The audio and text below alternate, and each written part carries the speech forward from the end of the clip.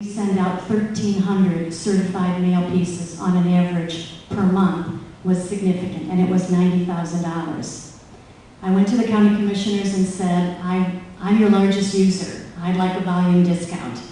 And the way they had the system set up, that wasn't possible. So we leased our mail machine. We have paid back the cost of that mail machine within 6 months. And we have, again, I have 20% fewer staff, but even with that, we are now processing mail for all of the judges. So we've been able to expand that. I'm already hesitant because I am not the mailroom of the county, and so I can't be taking on additional responsibilities without the appropriate staff to do it. So I did want to discuss the mail service issue, and I would like to speak to e-filing at some time.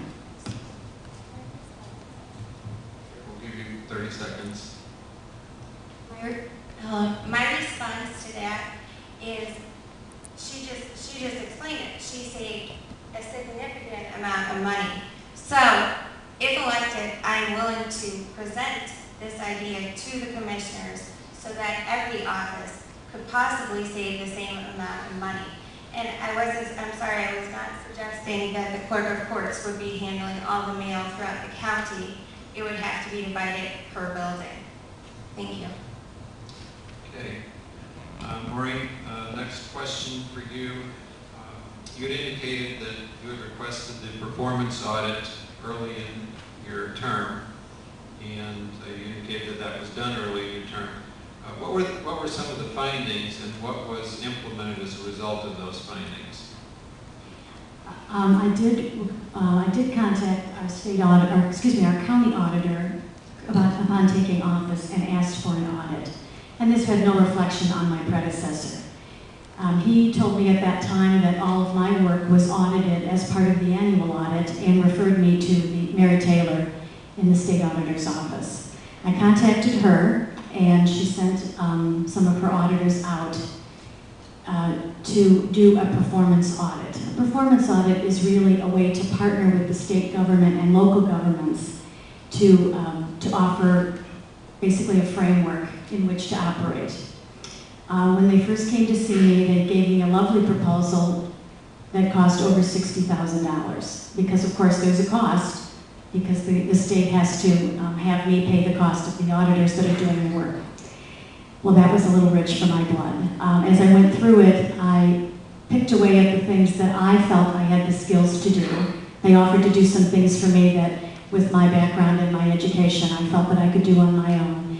And we narrowed the scope down to a very narrow piece, which is where I felt the most important work of my office is, and that is in managing and balancing every single dime that comes across our counter.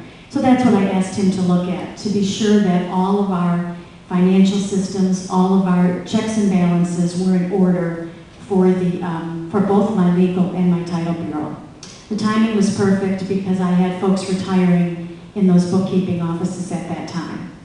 As far as findings, I want to be careful about that word because findings by an auditor is not always a good thing. So there were no actual findings. There was nothing that we were doing wrong.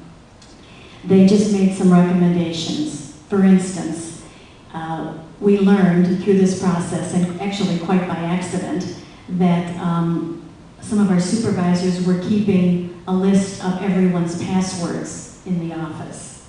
And that's just a remedy for disaster. So we put a stop to that, changed everyone's passwords in the office, and made everyone aware of the fact that passwords were not to be shared or to be kept in a central file. Now, if there's really never any reason for us to go into anyone's computers because the work is all done on the network and we can see that work. So we don't have to go into anyone's computer. Nothing is being used for personal work. So there were no findings, but that was one of them. We also, we looked to be careful to clean up passwords from the computer. And we just, they walked us through, and as a new elected official, they were very, very generous in making sure that I understood all the steps that were necessary. We balance in both my legal and title offices every day. I get weekly reports from my title office, and when I talk to you a little later about the type of money that comes through the title office, you'll know why I get weekly reports from them. And of course, we balance every month, and I I do that through the bank so that there's no way that, and we've never had any issues, but there was no way that anyone could hide anything from me because I don't do it with a bookkeeper. I actually do it with our monthly statements at the bank. Does that answer your question, John? Yes, thank you. And I apologize for the word findings. Recommendations is a better word, because if there were findings, those would have been in the paper. So, okay.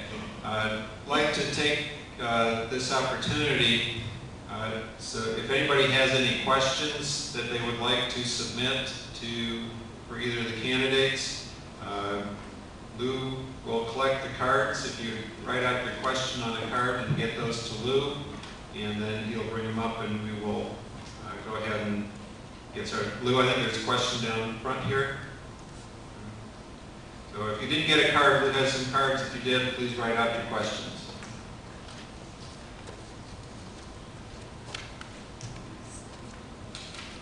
All right. This next, let's see, so Maureen, it's your turn to go first on this round. We're alternating so that we're not asking the same person first all the time. And I'm going to go back to something that Greg alluded to, but ask it a little more specifically. Do you think that Obamacare, if fully implemented, would be good or bad for the country, and why or why not?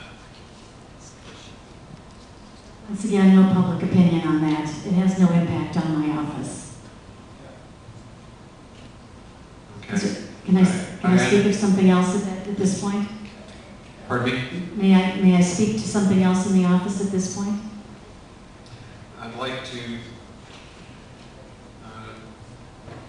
just follow up with what Greg said, that we are interested in your philosophy of government, and that we're a little bit disappointed in not responding to those questions, and in particular again here this evening. So we have some questions coming up here. My philosophy, I think, is one that I learned from my parents. They were both Irish immigrants, legally Irish immigrants, in case anyone is interested. They came to this country, neither one of them had a high school education. I'm the oldest of 5 children, and we had very little at home. As far as the philosophy when it comes to anything, I make every expenditure in my office as though it were coming out of my own checkbook. When I came into office, all of our forms were done by a commercial printer. They are now all being done in-house, with the exception of the subpoena, which is something we're actually working on this week. I don't make an expenditure in my office without checking quarterly to be sure that we are getting the best price for that item. We research, we use our purchasing department, which has the state of Ohio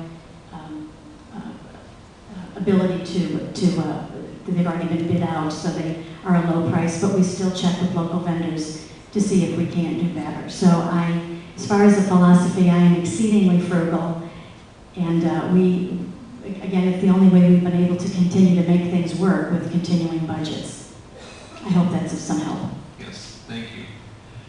Okay, next question is for Emily, and then we'll have a question from the audience. Could you tell us about your duties as a founding school board member for Langston Hughes High School and Thurgood Marshall High School, and how that helped you demonstrate leadership skills or to develop your leadership skills? Absolutely. My duties as the founding school board member, the first year that I was on the school board, was to literally get the school up and running. It was an idea that was born into a school, for lack of a better word.